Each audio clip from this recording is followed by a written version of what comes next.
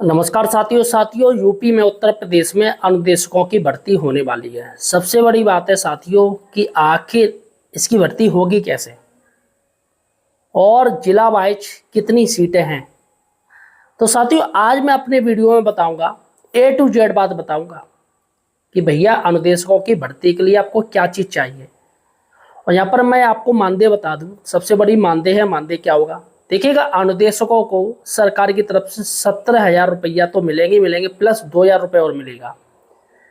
क्योंकि साथियों नई भर्ती है तो नई भर्ती में पुराना मानदेय नहीं रखा जा सकता है। आप ये जान लीजिए, अभी अनुदेशकों को 17,000 रुपया महीना मिल रहा है। तो ऐसे में नई भर्ती में हम सेम मानदेय नहीं रखा जा सकता है। तो 17 प्लस 2,000 रुपये यानी 19,000 रुपये महीना मिलेगा। तो आखिर ये 2,000 रुपये किसका होगा देखिएगा, यहाँ पर 17,000 रुपये उनका मानदेय हो गया और 2,000 रुपये एज ए ट्रांसपोर्ट अलाउंस उनको मिलेगा। जी हाँ साथी, जिसे टीए कहते हैं। तो सरकार फिलहाल साथियों इसका नोटिफिकेशन बहुत ही जल्दी जारी हो जाएगा और मैं आपको बताऊंगा जिला वाइज कितनी सीटें हैं। इस वीडियो में 75 जिला में 75 जिलों में कितनी सीटें निकाली गई हैं अनुदेशकों की, और सबसे ज़्यादा कहाँ पर सीटें हैं और सबसे कम किस जिले में सीटें हैं, इस वीडियो में पूरा बताऊंगा। अतः साथियों A to Z जानकारी जानने के लिए आप हमारे चैनल एम्प्लॉयड हेल्पर को सब्सक्राइब जरूर कीजिए। जी हाँ साथियों, अगर आप एक अनुदेशक की भर्ती के बारे में सोच रहे हैं और आप उसमें ज्वाइन करना चाहते हैं तो अनुदेशक के लिए आपको क्या क्या करना पड़ेगा, क्या क्या चीज़ें चाहिए, क्या क्या क्वालिफिकेशन चाहिए, मेरिट बेस पर होगा, कैसे क्या होगा, वो सारी जानकारी आपको इस वीडियो में मिलेगी। अतः साथियों सपोर्ट कीजिएगा, चैनल को सब्सक्राइब कीजिएगा। देखिएगा यहाँ पर मैं आपको पहले ही बता दे रहा हूँ कि अनुदेशक का फॉर्म डालोगे, ये जिला वाइज नौकरी है और ये संविदा है, संविदा कर्मी होते ना वैसे ही है। तो ये संविदा पर है, कॉन्ट्रैक्ट बेस पे है। इसमें आपको 11 महीने का मानदेय मिलेगा। आप ये जान लीजिए कि 12 महीने का नहीं बल्कि 11 महीने का मानदेय मिलेगा। और सीधे सीधे साथियों आप जूनियर जो स्कूल होते हैं ना, कक्षा 6 से लेकर 8 तक के जो स्कूल होते हैं वहाँ पर आपको जाके पढ़ाना पड़ेगा बच्चों को। महिलाओं को इसमें छूट दी जाएगी। जो महिलाएं हैं उनको ओबियसली जो पास वाले जो स्कूल हैं वो उनको दिए जाएंगे, चॉइस दी जाएगी। विकलांग हैं, हैंडीकैप है, महिला पुरुष दोनों को, उनको भी चॉइस दी जाएगी। और बाकी की किसी को भी चॉइस नहीं मिलेगी। बाकी ये चक्कर में कि जेड चक्कर में हमें चॉइस मिल जाए ऐसा कुछ भी नहीं मिलेगा। सिर्फ महिलाओं को चॉइस मिलेगा फर्स्ट, और जो विकलांग हैं पुरुष और महिला दोनों उनको चॉइस मिलेगा और वो पास में नौकरी ले सकते हैं। और जिले वाइज नौकरी होगी। इसमें सीधे सीधे दोस्तों कोई परीक्षा नहीं है, सीधे सीधे आपकी इसमें भर्ती होगी। पहले कह रहे थे कि टेट जूनियर चाहिए, टेट जूनियर भी नहीं चाहिए, सीधे भर्ती होगी। इसमें कोई परीक्षा नहीं, संविदा कर्मी है इसलिए साथियों टेट जरूरी नहीं है। और इसके साथ ही इसमें साथियों आप ये जान लीजिए कि भर्ती होगी वो डीएम और बीएसए के माध्यम से होगी। एक पूरी कमेटी एक बनेगी जिसमें डीएम साहब होंगे, अध्यक्ष होंगे, सीडीओ साहब भी होंगे, बीएसए साहब होंगे, डीआईओएस होंगे, सभी लोग रहेंगे। और इसमें साथियों मेरिट बेस पर आपकी भर्ती होगी। इंटरव्यू की फिलहाल अभी कोई चर्चा नहीं है, लेकिन आने वाले समय में थोड़ा वो छोटा मोटा इंटरव्यू ले सकते हैं। लेकिन जहाँ तक मुझे उम्मीद है इसमें इंटरव्यू नहीं रखा जाएगा। इसमें सीधे सीधे भर्ती बेस पर ये रखी जाएगी, मेरिट बेस पर, क्योंकि इंटरव्यू सरकार ख़त्म कर चुकी है। सबसे पहले आप दोस्तों पूरा वीडियो देख लीजिएगा, जानकारी कर लीजिएगा कैसे क्या आपको इसमें भर्ती होनी है, कैसे क्या करनी है। उसके बाद मैं आपको बताऊँगा जिला वाइज सीटें कितनी हैं। दोस्तों उत्तर प्रदेश में अनुदेशकों की जो भर्ती है उसको लेकर के एक डेडिकेटेड वीडियो ऑलरेडी हम बना चुके हैं। फिर भी बहुत सारे लोगों के डाउट हैं, उसी आधार पर आप देख सकते हैं ये 2013 का गवर्नमेंट ऑर्डर है। इससे पहले भी इस प्रकार की भर्ती हो चुकी है। हालांकि काफी अभ्यर्थी इसका विरोध कर रहे हैं क्योंकि ऑलरेडी इतनी बेरोजगारी है और कैंडिडेट जो है नई शिक्षक भर्ती का वेट कर रहे हैं। तो ऐसे में इनको संविदा भर्ती की बजाय परमानेंट तरीके से वैकेंसी निकालनी चाहिए। आपका क्या कुछ विचार है बताइएगा। 2013 में इस प्रकार की वैकेंसी का विज्ञापन जारी हुआ था, जिसके माध्यम से आप समझ सकते हैं चयन की प्रक्रिया क्या रहेगी और क्या कुल प्रोसेस होने वाला है। उस समय मानदेय जो है 60,000 रुपए मिलता था और अभी 17,000 रुपए तय किया गया है।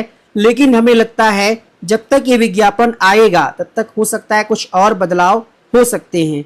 ठीक है, अगर हम चयन की बात करें तो एक कमेटी गठित की जाएगी डीएम की अध्यक्षता में, और यहाँ पर मतलब डीएम इसकी देखरेख करेगा। अध्यक्ष जो होंगे वो डाइट के जो है प्राचार्य होंगे और यहाँ पर बेसिक जो आपके जिला बेसिक अधिकारी होते हैं वो सदस्य सचिव होंगे।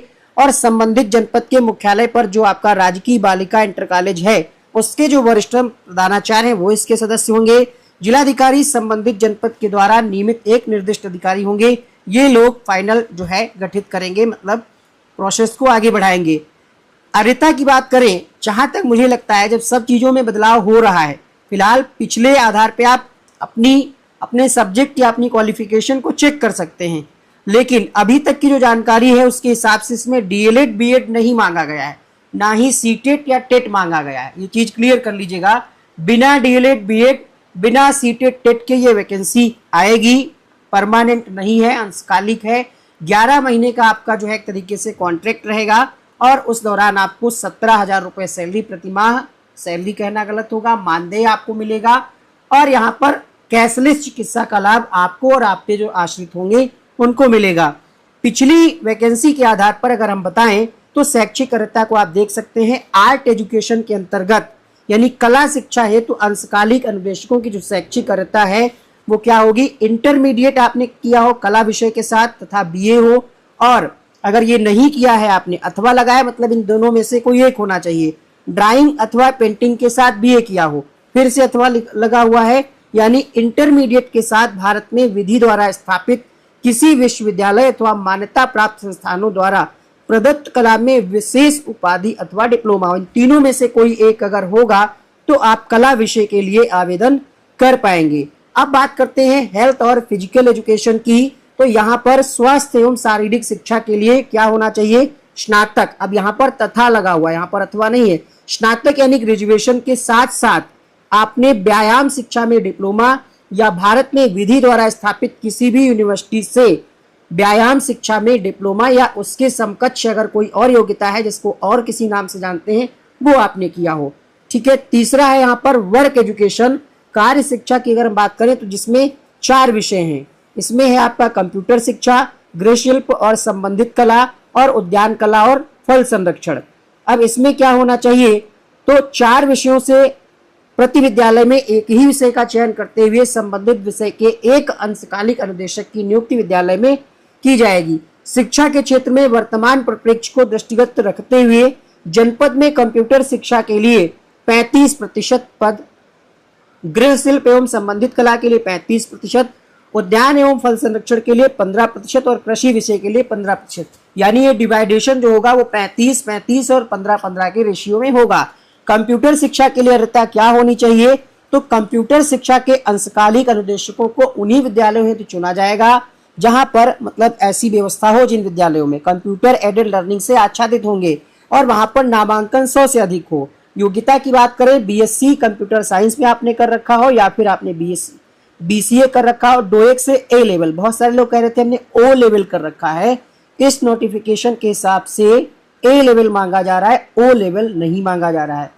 गृह शिल्प एवं संबंधित कला, देखिए जो मांगा जा रहा है अगर आपके पास है तो आप इसके लिए एलिजिबल हैं। अगर आपके पास कोई भी चीज एक्स्ट्रा कितना भी हो, इसमें जो मांगा जा रहा है अगर नहीं है तो आप पात्र नहीं होंगे। समझ पा रहे होंगे। उद्यान अगर हम बात करें गृह शिल्प एवं संबंधित कला में, तो यहाँ पर गृह विज्ञान यानी होम साइंस या फिर गृह अर्थशास्त्र या होम इकोनॉमिक्स, जिसको आप घरेलू विज्ञान के नाम से जानते हैं, उसमें आपने ग्रेजुएशन कर रखा हो। ठीक है। फिर आपका आ जाता है यहाँ पर उद्यान विज्ञान एवं फल संरक्षण। उद्यान कला की अगर हम बात करें, उद्यान विज्ञान एवं फल संरक्षण, तो यहाँ पर बीएससी कृषि के साथ फल संरक्षण का विशेष डिप्लोमा आपके पास होना चाहिए। कृषि शिक्षा की अर्हता जो है बीएससी आपने किया हो कृषि से, और ऑनलाइन आवेदन पत्र में अभ्यर्थी द्वारा इंगित की गई किसी एक प्रोफेशनल उपाधि डिप्लोमा को ही सम्मिलित किया जाएगा। कार्यकाल की बात करें तो 11 महीने का होगा, इसके बाद जो है रिन्यूअल होता रहता है। आकस्मिक अवकाश पिछले हिसाब से 10 दिन का था और यहाँ पर मानदेय अभी 17,000 हो चुका है। प्रशिक्षण भी यहाँ पर लगभग 5 कार्य दिवस का यहाँ पर ट्रेनिंग होगा और फॉर्म भरने की फीस जो है वो 200 रुपये पिछली बार थी। इस बार क्या कुछ हो सकता है, आने वाले समय में चीज़ें क्लियर हो जाएंगी।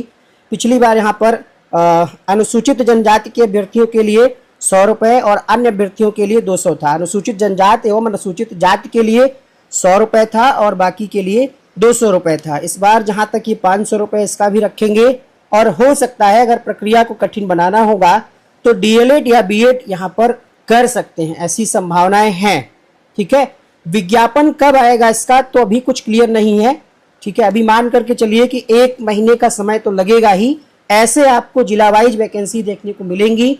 आप जिस जिले के निवासी हैं उसका निवास प्रमाण पत्र बना लीजिए, लेटेस्ट होगा तो ज़्यादा अच्छा रहेगा। 20-30 रुपये लगता है, उसको अप्लाई कर दीजिए और छोड़ दीजिए उसको, हफ्ता 10 दिन में बन जाएगा। ठीक है, किसी काम से अगर आप जिला जा रहे हैं तो वहाँ से बनवा लीजिएगा। इस तरीके से जो है सब्जेक्ट वाइज यहाँ पर वैकेंसी आपको देखने को मिलेंगी। ये 2013 की वैकेंसी का है, तो टोटल 41,307 थी उस समय वैकेंसी। अब देखना होगा इस बार कितनी वैकेंसी किस जिले से निकल करके आती है। हमने आपको पूरा जो इसकी शैक्षिक है वो हमने आपको बता दिया है, और आयु और सारी चीज़ें हमने जो है एक अलग से वीडियो में बना करके आपको बताया ही था, तो उसको आप देख सकते हैं। चयन की प्रक्रिया यहाँ पर कोई एग्जाम नहीं होगा, ठीक है, यही लोग चयन करेंगे और यहाँ पर मेरिट बनेगी आपके हाई स्कूल के मार्क्स। मेन चैनल पर हमने एक वीडियो के माध्यम से पूरी जानकारी दी थी कि 10,000 पद होंगे, 17,000 रुपये मानदेय होगा, कैशलेस चिकित्सा का लाभ मिलेगा। आयु की बात करें तो 21 से 40 वर्ष और इसकी गणना 1 जनवरी से की जाएगी। छूट की बात करें ओबीसी SC ST 5 वर्ष की छूट और दिव्यांग को 15 वर्ष। उसी जिले का आप निवासी होंगे और यहाँ पर पदों को जो 10,000 पद होंगे उनको इस तरीके से डिवाइडेशन होगा। कला शिक्षा 1/3, शारीरिक एवं शास्त्र में 1/3, कार्य शिक्षा 1/3, और इसमें डिवाइडेशन हो जाएगा। कार्य शिक्षा के अंतर्गत जो 1/3 हैं इसमें से 35% कंप्यूटर शिक्षा, 35% गृह शिल्प, कृषि विज्ञान में 15 और उद्यान विज्ञान में 15। ये सारा हम आपको कल के वीडियो में बता चुके हैं, जिसको आज हमने पिछले ऑर्डर के माध्यम से क्लियर करके बताया है। मेरिट आपकी कुछ इस प्रकार से बनेगी। 10th का आपका परसेंट निकाला जाएगा, 12th का, स्नातक का, फिर डिग्री का, और उसको डिवाइड किया जाएगा 4 से। फिर उसके बाद जो ओवरऑल बन करके आएगा उसमें सबसे टॉप पे जो लोग होंगे वैकेंसी की संख्या के हिसाब से, उनको जो है कह सकते हैं उनको सेलेक्ट कर लिया जाएगा। चलेगा साथियों, अब हम बात करते हैं कि आखिर इसमें जिला वाइज कितनी सीट रखी गई हैं। देखिएगा, यहाँ पर मैं आपको बता दूं, अभी पूर्ण रूप से नोटिफिकेशन जारी नहीं हुआ है और ना ही जिला स्तर की सीटें रखी गई कि किस जिले में कितनी सीटें हैं इसकी अनुदेशक की। फिलहाल साथियों मेरे चैनल को आप सब्सक्राइब कर लीजिए। जैसे ही जिला वाइज सीटें जानकारी होगी मैं पूरा साथियों आपको एक सीट की आपको जानकारी दे दूंगा कि जिले में अनुदेशक की कहाँ कितनी सीटें। मैं जिला वाइज नहीं बल्कि तहसील स्तर का भी बता दूंगा, किस ब्लॉक में कितनी सीटें हैं, किस जिले में कितनी सीटें हैं, किस तहसील में कितनी सीटें हैं, सारी की सारी जानकारी आपको हमारे चैनल पर मिल जाएगी। अतः साथियों इस वीडियो को शेयर जरूर कीजिएगा, चैनल को सब्सक्राइब कर लीजिएगा, जिससे आने वाली जो भी जानकारी आप तक सही और सटीक तरीके से पहुंच सके। धन्यवाद।